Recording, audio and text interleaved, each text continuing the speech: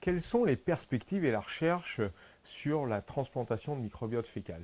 Ce traitement, qui est donc issu vraiment de l'empirisme médical, suscite maintenant un engouement dans la communauté scientifique et médicale. Pourquoi? Parce qu'on s'est rendu compte avec les recherches sur le microbiote intestinal que de très nombreuses maladies sont en tout cas associées à un déséquilibre de la flore intestinale, du microbiote intestinal. Et donc ce moyen, la transplantation de microbiote fécal, pour corriger ces dysbioses, pourrait avoir potentiellement des applications très très vastes. Alors, qu'est-ce qu'on a à l'heure actuelle comme preuve scientifique de cette transplantation fécale dans différentes indications? Les premières indications qui ont été explorées, là où on a le plus de preuves, ce sont les maladies inflammatoires digestives, et en particulier la rectocolite hémorragique, où dans 3 essais cliniques randomisés, on montre un petit effet de la rémission d'environ 20 à 30% des cas chez les patients versus une dizaine de pourcents chez ceux qui reçoivent un placebo, mais avec des protocoles de transplantation fécale qui nécessitent en général des transplantations répétées. Dans la maladie de Crohn, pour l'instant, on n'a pas d'essais cliniques randomisés publiés, mais des séries qui, cumulées, montrent là aussi un taux de rémission d'environ 30%. L'autre catégorie de maladies qui a été explorée sont les troubles fonctionnels intestinaux, avec là aussi des effets un petit peu modestes, avec en particulier dans IBDS syndrome, une réponse que l'on voit un petit peu à 3 mois, mais qu'on perd à 12 mois. Alors après, il y a d'autres indications, comme par exemple l'éradication de bactéries multirésistantes qui colonisent notre intestin.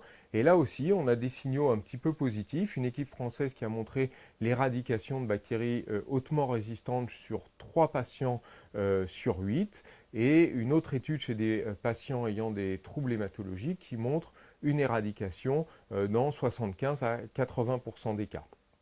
Donc là aussi, peut-être une piste prometteuse. D'ailleurs, chez les patients ayant des atteintes hématologiques, on a aussi le problème de la réaction du greffon contre l'autre chez les patients qui sont allogreffés de la moelle osseuse.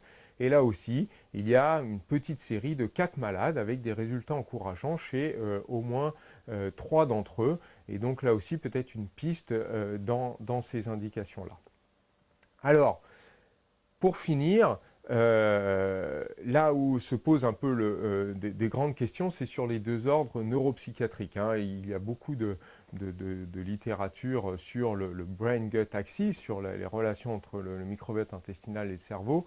Et alors, est-ce qu'on peut essayer de corriger des dysbioses intestinales dans ces désordres-là? Alors, au-delà d'une manifestation un peu anecdotique d'une jeune femme qui aurait guéri son épilepsie après transplantation de microbiote fécal qu'elle avait reçue dans le cadre d'une étude sur la maladie de Crohn, on a une étude publiée l'année dernière dans l'autisme, et c'est vrai que c'est une demande assez récurrente des patients ou des parents de patients autistes dans cette indication.